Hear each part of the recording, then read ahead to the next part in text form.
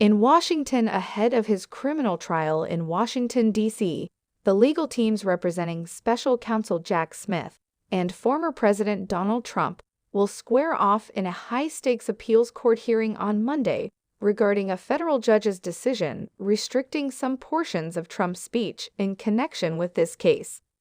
Trump requested that the U.S. Court of Appeals for the D.C. Circuit reverse or suspend District Judge Tanya Chutkan's limited gag order from October, which is presently in effect and forbids him from publicly criticizing specific attorneys, court employees, or possible witnesses connected to the federal prosecution pertaining to the 2020 election. Chutkan was requested by the special counsel to place even more stringent limitations on the former president's pre-trial remarks, citing concerns that his remarks could incite violence among his followers and jeopardize the normal functioning of the legal system.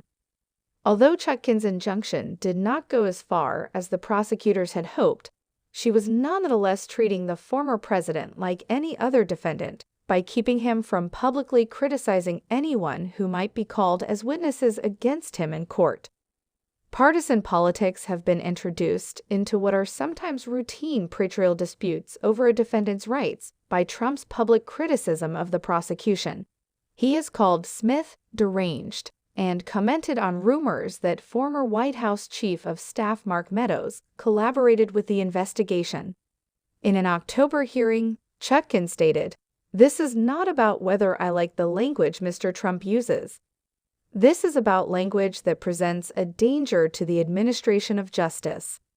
Rights to free expression yield when the integrity of the legal system is jeopardized," according to her statement about her position in that regard.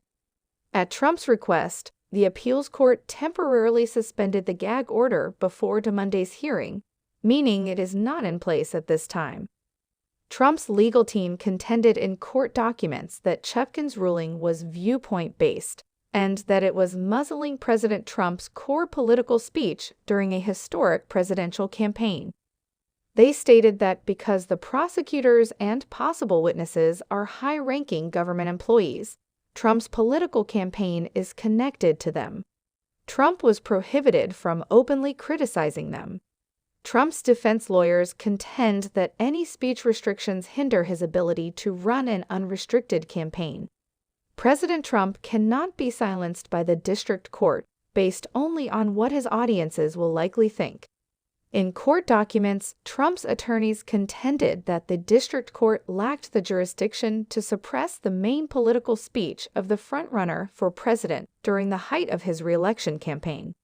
President Trump has the right to express his fundamental political beliefs, and the American people have the right to hear them. The gag order ought to be overturned right away. However, Smith's team has been working harder to link Trump's statements in public to violent threats, claiming that the way his fans respond to his critiques could influence how the trial, which is presently scheduled for March 2024, plays out. Aware that his remarks could spur others to action, the special counsel claimed that Trump seeks to use this well-known dynamic to his advantage. Prosecutors note threats against Judge Chutkan and state that the trend continued unabated as this case and other unrelated cases involving the defendant have progressed. The prosecution refuted Trump's First Amendment defenses earlier this month, telling the appeals court that the defendant does not need to explicitly incite threats or violence in his public statements, because he well knows that by publicly targeting perceived adversaries with inflammatory language, he can maintain a patina of plausible deniability while ensuring the desired results. Smith's legal team contended that the former president shouldn't be given substantial pretrial privileges because he is already running for office again. In response, Trump's legal team filed a document on Friday stating that Smith's justification for the injunction was based on hearsay media reports as a substitute for evidence, and that the First Amendment does not permit the district court to micromanage President Trump's core political speech. More than a dozen Republican state attorneys general backed Trump's move to stay the gag order last week, echoing his claim that the limitations on his speech unfairly impact voters in primary states. The group, led by the Attorney General of Iowa, said in an amicus brief that our citizens have an interest in hearing from major political candidates in that election. At least 6 members of the organization have endorsed Trump. By restricting President Trump's freedom of speech, the order jeopardizes the interests of the United States.